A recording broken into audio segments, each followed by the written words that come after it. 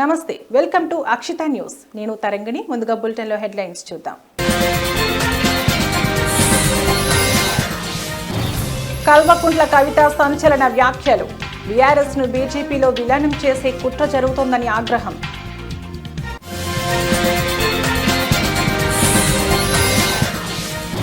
మాజీ ఐపీఎస్ ప్రభాకర్ రావుకు సుప్రీంకోర్టులో ఊరట. ప్రభాకర్ రావుకు పాస్పోర్ట్ ఇవ్వాలని కోర్టు ఆదేశం.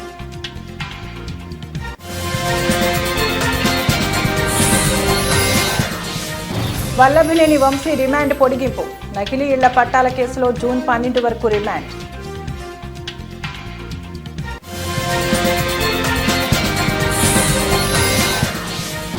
వాయుగుండంగా మారనున్న అల్పపీడనం. ఏపీకి తుఫాను ముప్పు.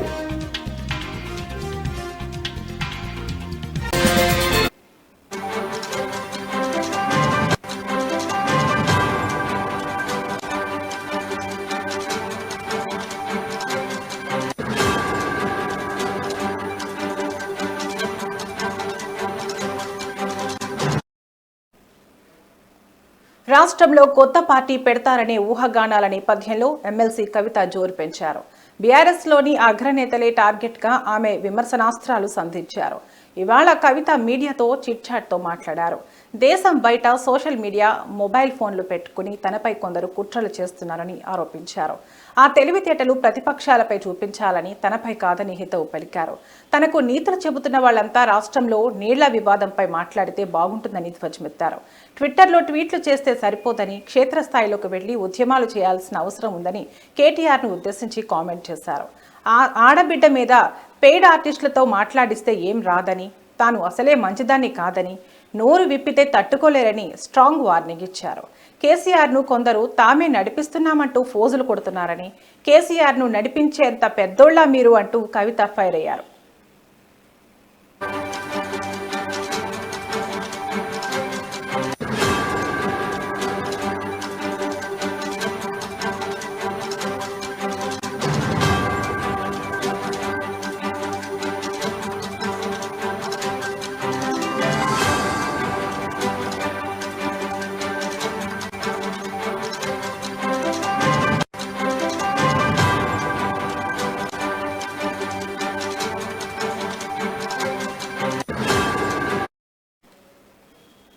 ఇక సొంత పార్టీ సోషల్ మీడియానే తనను టార్గెట్ చేసిందని, తప్పుడు వార్తలు రాస్తే పార్టీ ఎందుకు ఖండించడం లేదని ప్రశ్నించారు.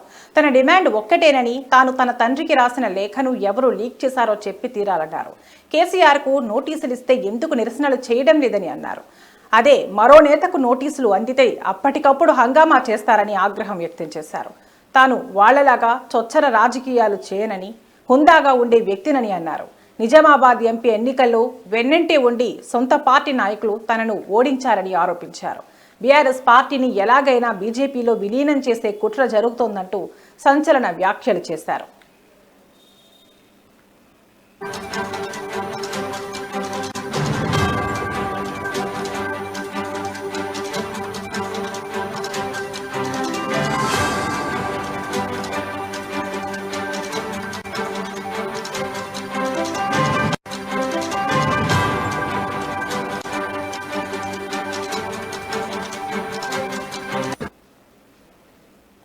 తాను జైల్లో ఉండగానే పార్టీని బీజేపీలో విలీనం చేసే కుట్ర జరిగిందని, అదే ప్రతిపాదనను తన వద్దకు తీసుకువస్తే విలీనం వద్దని చెప్పానని అన్నారు. అదేవిధంగా లిక్కర్ స్కామ్లో జైలుకు వెళ్లే ముందు పార్టీకి రాజీనామా చేస్తా అని అన్నానని, కానీ కేసీఆర్ వద్దని వారించారని గుర్తు చేశారు.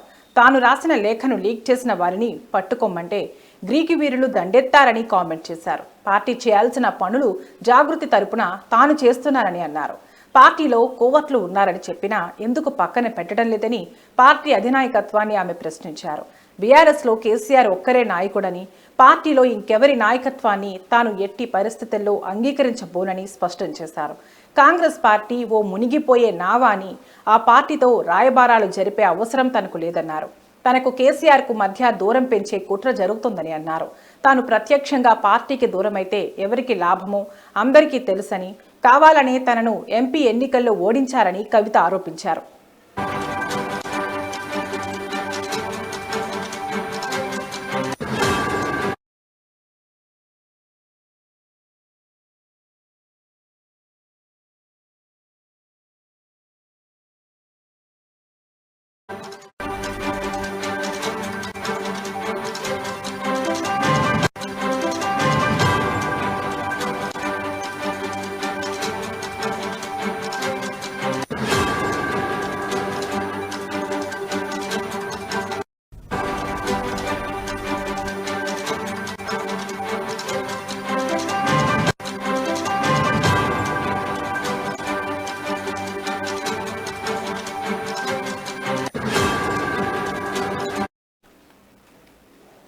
Breaking news. సంచలనం సృష్టించిన ఫోన్ ట్యాపింగ్ కేసులో ప్రధాన నిందితుడిగా ఉన్న ఎస్ఐబి మాజీ చీఫ్ ప్రభాకర్ రావుకు సుప్రీంకోర్టులో ఊరట లభించింది. తదుపరి ఉత్తర్వులు ఇచ్చే వరకు ఆయనను అరెస్టు చేయవద్దని సుప్రీంకోర్టు ఆదేశించింది. ప్రభాకర్ రావుకు పాస్పోర్ట్ ఇవ్వాలని ఆదేశించింది. పాస్పోర్ట్ వచ్చిన 3 రోజుల్లో ప్రభాకర్ రావు భారత్కు వచ్చి విచారణకు సహకరించాలని ఆదేశించింది. ఈ కేసులో ప్రధాన నిందితుడిగా ఉన్న ప్రభాకర్ రావు అమెరికా వెళ్లిపోయారు. తనకు ముందస్తు బెయిల్ మంజూరు చేస్తా తాను భారత్కు తిరిగి వస్తానని కోరుతూ గతంలో ఆయన హైకోర్టులో పిటిషన్ దాఖలు చేశారు.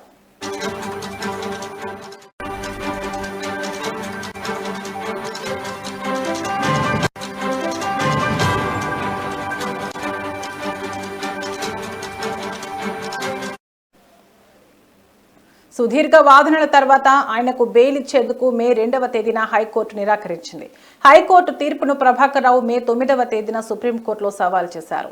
తనపై చేస్తున్న ఆరోపణలు అవాస్తవాలేనని, చికిత్స నిమిత్తమే అమెరికా వెళ్లానని కోర్టుకు వివరించారు. ముందస్తు బెయిల్ మంజూరు చేస్తే దేశానికి తిరిగి వస్తానని ఆయన తన పిటిషన్లో పేర్కొన్నారు. ఈ పిటిషన్పై ఇవాళ విచారణ జరిపిన సుప్రీంకోర్టు ఆయనపై కఠిన చర్యలు తీసుకోవద్దని ఆదేశిస్తూ తదుపరి విచారణ ఆగస్టు 5కి వాయిదా వేసింది.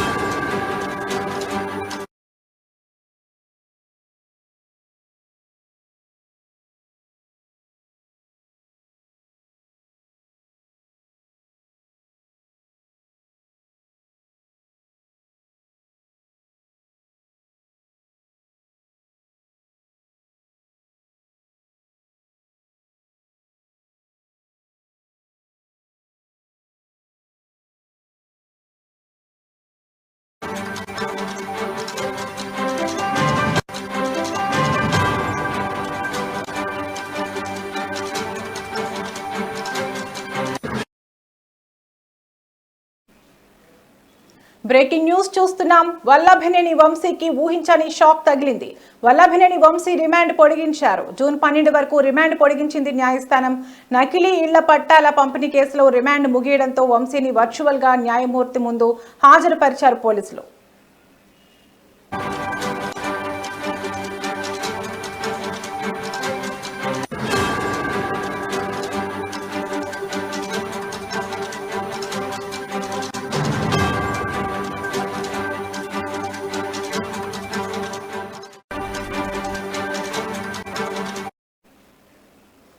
ఇదిలా ఉండగా నకిలీ ఇళ్ల పట్టాల పంపిణీ కేసులో వల్లభనేని వంశీని 2 రోజుల కస్టడీకి కోరారు హనుమాన్ జంక్షన్ పోలీసులు. ఈ తరుణంలోనే వంశీ కస్టడీ పిటిషన్పై తీర్పు వెల్లడించింది నూజివీడు కోర్టు. మరోవైపు వంశీపై మరోసారి పీటీ వారెంట్ జారీ అయింది. అక్రమ మైనింగ్ కేసులో పీటీ వారెంట్ గడువు ముగియడంతో మరోసారి దాఖలు చేశారు పోలీసులు. ఇదిలా ఉండగా వల్లభనేని వంశీ రిమాండ్ పొడిగించారు. జూన్ 12 వరకు రిమాండ్ పొడిగించింది న్యాయస్థానం.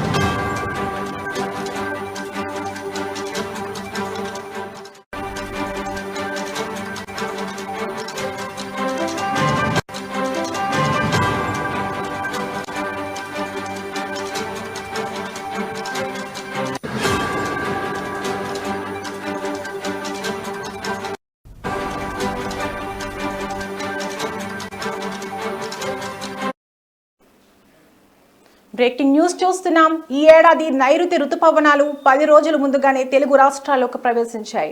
అంతేకాదు వేగంగా కదులుతూ 3 రోజుల్లోనే అన్ని జిల్లాలకు విస్తరించాయి. రుతుపవనాల ప్రభావంతో ఇప్పటికే పలు ప్రాంతాల్లో భారీ వర్షాలు కురుస్తుండగా జూన్ నెలలో సాధారణం కంటే ఎక్కువ వర్షాలు కురుస్తాయని, గరిష్ట ఉష్ణోగ్రతలు కూడా తక్కువగా నమోదవుతాయని ఐఎండీ పేర్కొంది. ఇదిలా ఉంటే ఒడిశా తీరంలో వాయువ్య బంగాళాఖాతంలో ఏర్పడిన అల్పపీడనం ఇప్పుడు మరింతగా బలపడిందని ఐఎండీ తెలిపింది. ఉత్తర దిశగా కదులుతోందని, రానున్న 24 గంటల్లో వాయుగుండంగా మారే అవకాశం ఉందని హెచ్చరించింది.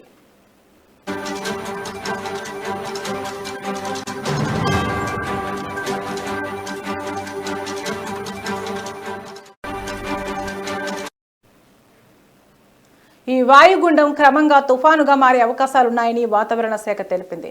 దీని ప్రభావంతో ఒడిశా, ఉత్తరాంధ్ర జిల్లాల్లో భారీ వర్షాలు కురుస్తాయని వివరించింది. ఇప్పటికే అల్పపీడనం కారణంగా రాష్ట్రంలో చెదురుముదురు వర్షాలు పడుతున్నాయి. 2 రోజుల్లో కోస్తాంధ్ర తీరం వెంబడి 40 నుండి 50 కిలోమీటర్ల వేగంతో ఎదురుగాలులు వీస్తాయని హెచ్చరించింది. ఇవాళ శ్రీకాకుళం, విశాఖపట్నం, ఏలూరు, విజయనగరం, పార్వతీపురం, మన్యం, పల్నాడు, ప్రకాశం, కర్నూలు, నంద్యాల, శ్రీ సత్యసాయి, అల్లూరి సీతారామరాజు జిల్లాలో భారీ వర్షాలు కురిసే ఛాన్స్ ఉంది. ఈ నేపథ్యంలో ఏపీ విపత్తు నిర్వహణ సంస్థ ప్రజలను అప్రమత్తంగా ఉండాలని, వర్షాలు, వరదలు, పిడుగుల నుంచి జాగ్రత్తగా ఉండాలని సూచించింది.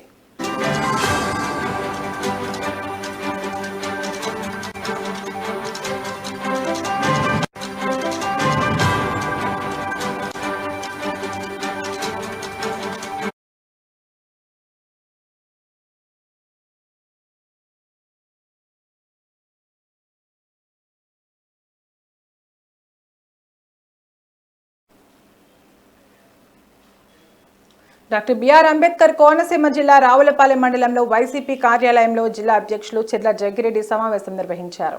ఈ సందర్భంగా రాష్ట్రంలో కూటమి ప్రభుత్వం ఏర్పడి సుమారు సంవత్సర కాలం పూర్తయిన తరుణంలో వారు మహానాడు అనే కార్యక్రమం కడపలో ఏర్పాటు చేసుకున్నారని చెర్ల జగ్గిరెడ్డి అన్నారు.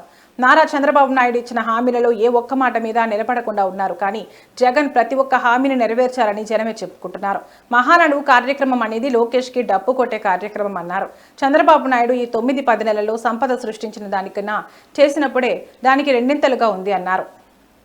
చేస్తున్న పనిని చెబుతూ జగన్మోహన్ రెడ్డి గారి పరిపాలనే బాగుందని ప్రతి ఒక్కరిని నోటంట వస్తూ ఉంటే దాన్ని చూసి వారవలైనటువంటి కూటమి ప్రభుత్వం, ముఖ్యంగా చంద్రబాబు నాయుడు గారి ప్రభుత్వం, జగన్మోహన్ రెడ్డి గారు అంటే ఉన్న భయంతోనే ఇవాళ కడపలో మీటింగ్ కడపలో మహానాడు కార్యక్రమం పెట్టారు.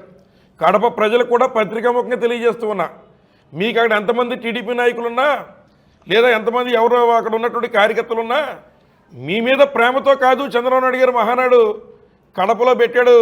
కడప పులిబిడ్డగా ఉన్నటువంటి జగన్మోహన్ రెడ్డి గారిని చూసి భయం వేసి అక్కడ మీటింగ్ పెట్టి ఏదో 4 మాటలు మాట్లాడి దాన్ని ప్రపంచం అంతా చూడండి మేము కడపలోనే మీటింగ్ పెట్టామని ఏదో గొప్పగా చెప్పుకుని ప్రజాభిప్రాయాన్ని మార్చడం కోసమే ఈ రకమైన తాపత్రయాలని పడుతున్నారు.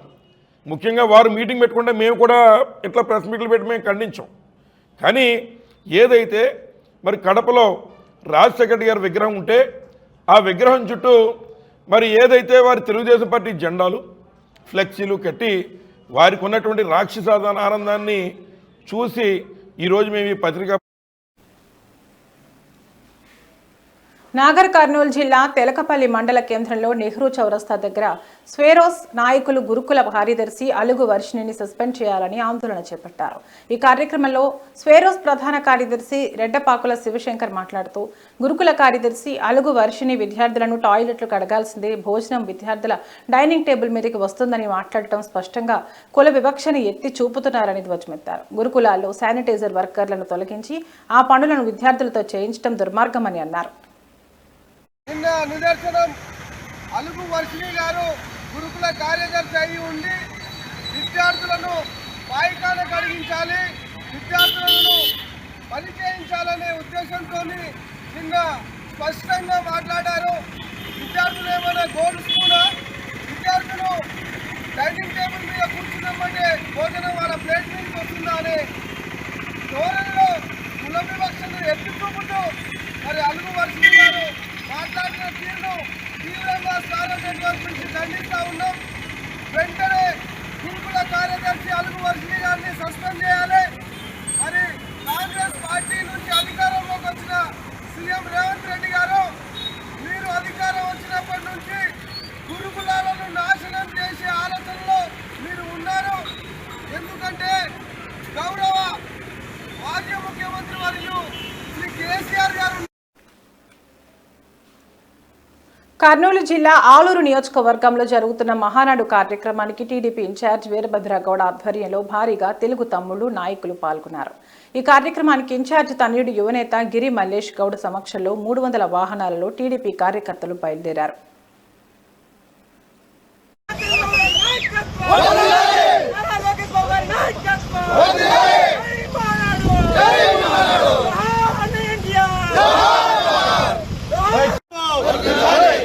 Ready, వర్ధిల్లాలి లోకేష్ బాబు గారి నాయకత్వం, వర్ధిల్లాలి లోకేష్ బాబు గారి నాయకత్వం, వర్ధిల్లాలి వీరభద్ర గౌడ్ గారి నాయకత్వం, వర్ధిల్లాలి వీరభద్ర గౌడ్ గారి నాయకత్వం.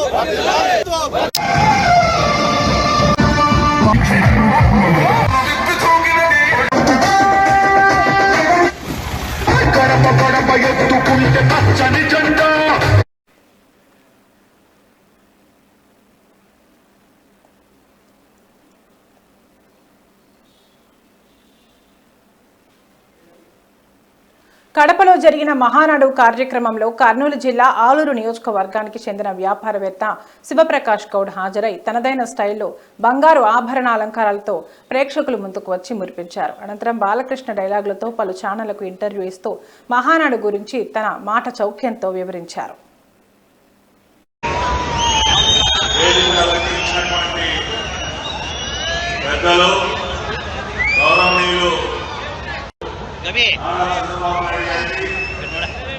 గౌరవ మంత్రివర్యులు జాతీయ పార్టీ ప్రధాన కార్యదర్శి ఆ విధంగా ఇచ్చిన మాటకి కట్టుబడి యువ నాయకులు చివరి ఈ మధ్యనే ఢిల్లీలో ఒక నెలకి ప్లాంట్ కూడా శ్రీ పద్మశ్రీ ఎన్టీ రామారావు గారు ఎక్కడో జన్మించి ఒక నటుడిగా ఎదిగి ఆ యొక్క నటనలో నాకు ఎంతో మరి పేరు ప్రఖ్యాతులు తీసుకొని వచ్చి తర్వాత వారు మరి ఈ యొక్క రాజకీయంలోకి వచ్చి కీర్తి విశాఖలో మళ్ళీ మన ఆంధ్రదేశమే కాదు, మన ఢిల్లీ కాదు, దేశం నలుమూలల నుంచి దాటి సప్త సముద్రాలు దాటి ఢిల్లీ నుంచి ఢిల్లీ వరకే కాకుండా ప్రపంచ ప్రఖ్యాతిలోని తెలుగు జాతిని పరిచయం చేసిన వ్యక్తి నందమూరి తారక రామారావు గారు. ఇంకొక విషయం చెప్పదలుచుకుంటే మన నందమూరి తారక రామారావు గారు ఆయన పార్టీ పెట్టి 9 నెలల్లోనే మరి పార్టీ స్థాపించి తిరుమల శ్రీ వెంకటేశ్వర స్వామి వారిని ప్రముఖ సినీ కథానాయకి శ్రీయా శరణ్ దర్శించుకున్నారు. గురువారం ఉదయం శ్రీవారిని సుప్రభాత సేవలో దర్శించుకుని మొక్కులు చెల్లించుకున్నారు. దర్శనానంతరం ఆలయ రంగనాయకుల మండపంలో వేద పండితుల వేద ఆశీర్వచనం అందించగా ఆలయ అధికారులు పట్టు వస్త్రంతో సత్కరించి తీర్థ ప్రసాదాలు అందజేశారు.